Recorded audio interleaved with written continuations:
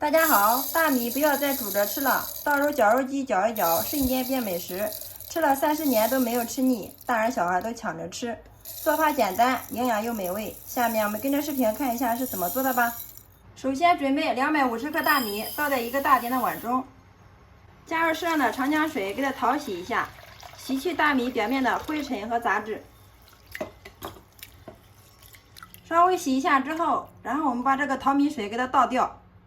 再次往里面加入适量的清水，水的量没过大米就可以了。用手给它搅拌一下，放在这里浸泡30分钟。10分钟之后，我们的大米泡好了。大家看一下，用手轻轻的一碾就碾碎了，像这样就说明可以了。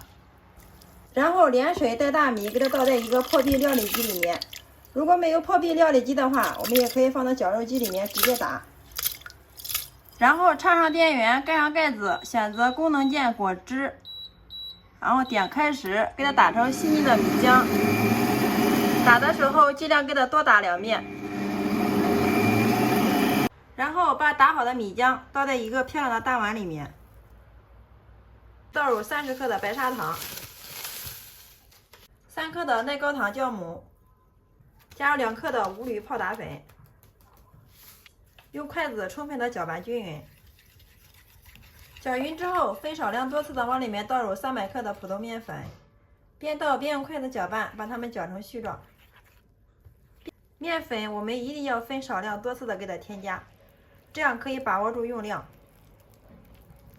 最后我们一直给它搅拌至像视频中这样非常光滑细腻的厚糊状，像这样就可以了。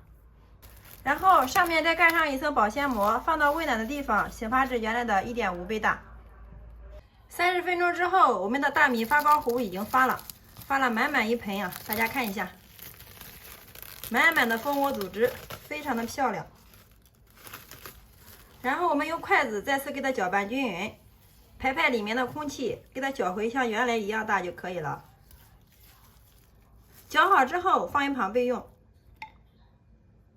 接下来我们准备一个8寸的模具，往里面倒入适量的食用油，用个刷子均匀的给它涂开，把边缘也给它刷上一层食用油，这样可以方便脱模。如果家里面条件好的话，可以再放一层的油脂。接下来把我们的发糕糊给它倒到里面，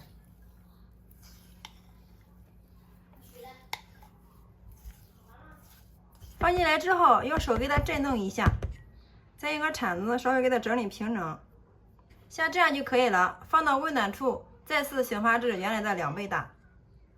利用这个时间，我们准备把红枣洗干净之后放到案板上面，把枣核给它去掉。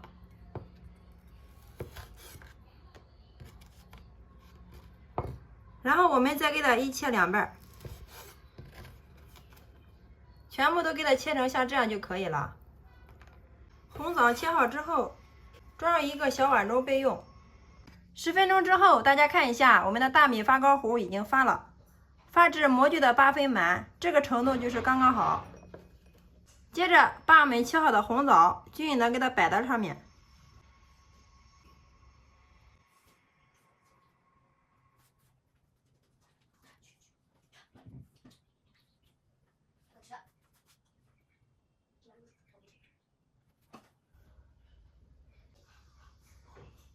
再撒上少许的蔓越莓果干，像这样就可以了。摆好之后，我们给它放入蒸箱中，然后把盖子给它盖上，时间设定25分钟，好了之后再焖上2分钟，然后点开始，好，就能美食出锅。好，时间到，又焖了2分钟，然后打开看一下，哇，真的是太香了！浓浓的大米香加上红枣的清香味扑鼻而来呀，太漂亮了！看一下，非常的蓬松又暄软。好啦，像这样就可以了。然后我们给它盛出。好啦，像这样我们的大米发糕就蒸好了。然后再用手把边缘部分给它扒一扒。